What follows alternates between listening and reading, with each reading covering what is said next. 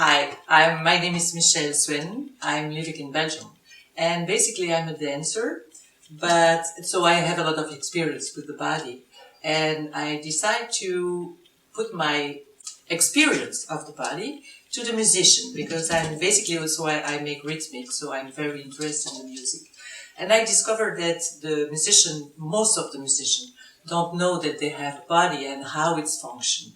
My concept is that your first instrument is your body. Before you play with an instrument, you have to accord your first instrument, which is the body. And I'm gonna talk a little bit about some aspects. It seems for me very interesting and important for a musician.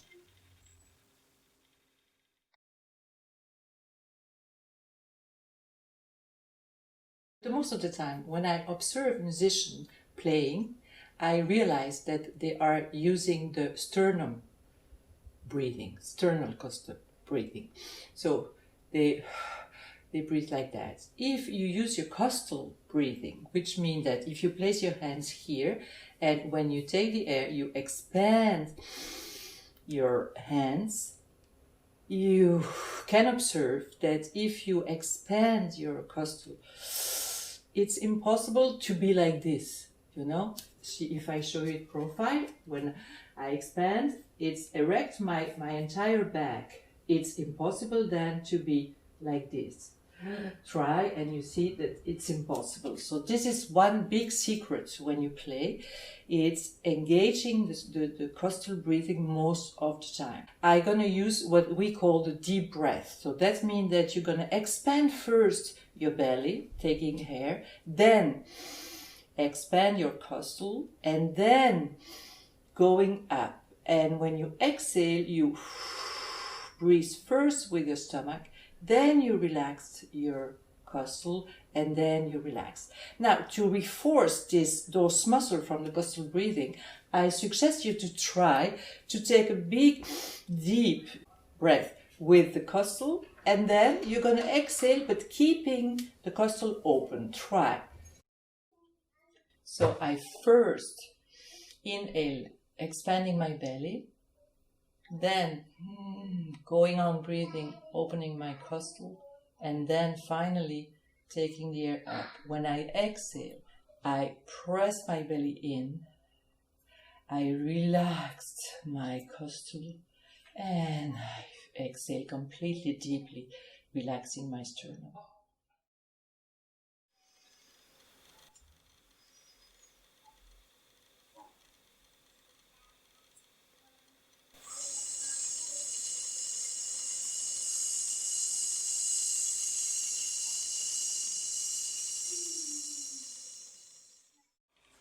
So we discovered that you can reinforce your diaphragm by doing this. But now, if you develop this habit to keep your costal open and breathe freely inside without doing all those movements, you will understand that it's help to erect your back and to help the support of your arms by your back. So when these costals are open, you can feel that, my arms can move freely and I don't have to do anything like tense my shoulder or my neck.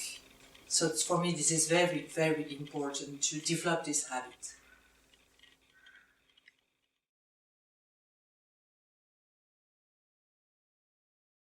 So let me talk about the concept of the arms.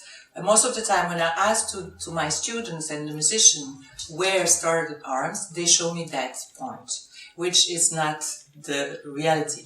In fact, your arms come from your back, and you have in your back what we call the scapula. And in fact, if you lift your arms, you can do with me, if you just think, okay, I have to lift my right arm. So you're going to make a movement coming here. Now you're going to think that you extend your arms and imagine that you have a balloon under your arms. It's growing, and feel different. So again, if you do it mechanically, check. And then if you use your scapula and your lower back, you're going to feel the difference. So if you think to lift your arms without knowledge of this is coming from your back. That's what's going to happen. Now expand this arm, and now you're going to feel that it's just like a balloon grow under your arms, and it's very easy for my shoulder to stay then very quiet. The scapula is in your back and they can slide on the side. So I can hold my arms like that, but I can also place my arms and give a support by my scapula opening. This is wrong. This is okay. Because if your arms are conduced by your back, it's going to help your elbow and your wrist and your fingers to be really relaxed. Now we're going to do one thing. You place your arms in front, thinking that expanding balloon. And now you're going to try to reach something into the front of you, but conduce the movement by the scapula. So you feel that the scapula is sliding in your back and sliding in your back. And doing this movement, you can observe that your shoulder can stay very, very quiet. They stay down and low. Now, if you repeat this movement without this knowledge of the scapula, you will probably do this. You know, you're going to engage your shoulder. So for me, this is very important to put this concept that your arms start from your back. And the scapula, if they, you know that there are bones like this, they can slide on your side. So you're going to open your back, which is going to help you when you're sitting, playing, to keep this area large and supporting.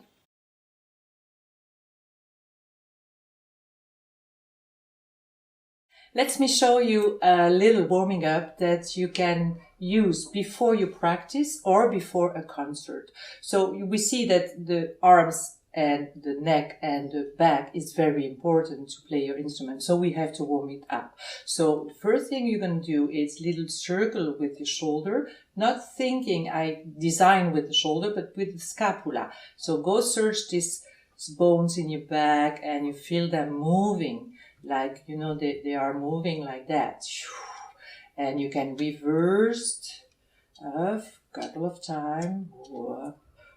It can be soft and small and fast. We don't need to engage too much power. Then you separate them just like you crawl and you reverse. You make this. Then you're going to make what I call the exercise giraffe. So you're going to go really low with your head and then really up. So I don't think going back. I'm thinking that I lift my cheek to the sky. And a couple of times, just extend the muscle in your neck and extend the muscle of your front neck. Like this.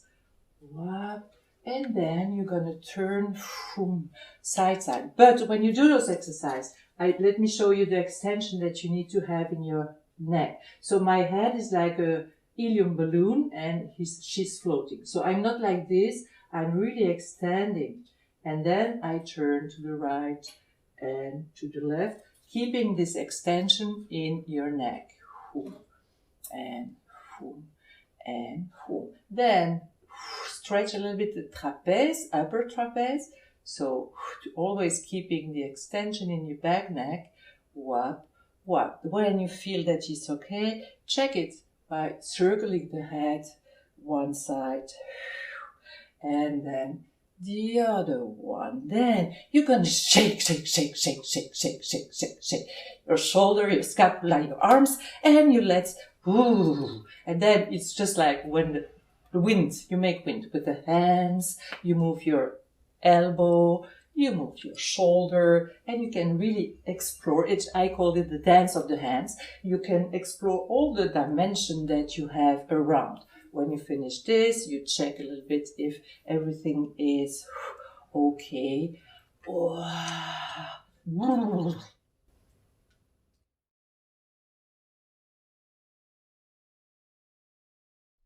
Let me show you a little breathing coming from yoga, which is going to really calm down your stress before a concert. It's very easy. You take like 8 deep breaths with this exercise. You're going to put your fingers, these fingers on the right and these fingers on the left. And you're going to breathe in with the right closed, and you're going to exhale with the left. You inhale with the left, you closed, you hold it a little bit, and you exhale with the right. If you make this like 8 times, it's enough. You're going to feel that it's just like all the stress coming down, and even more after a concert. If you feel really excited and or full of emotion and you will keep everything down, then you do exactly the same thing. Plus, you add these fingers on your third eyes, and then you use these fingers, and you make this the same thing. You inhale here, you closed, and you exhale here, keeping this finger on the center, because this is the third eye, which is in fact your central nerves computer. So what I find very interesting and important to give you as information, I repeat my concept that you are athlete and you need to prepare your first instrument to be able to, for the musicality of the second instrument, in fact. If your first instrument is fluid and under control and warm and easy, you're gonna discover that it's easier to make music and put all this quality in the music, because the quality of the music, for me, come from the muscle. It's a global thing. So I like this idea that you connect yourself with yourself and your body to serve the music, and not just like I have to warm up my body to be efficient.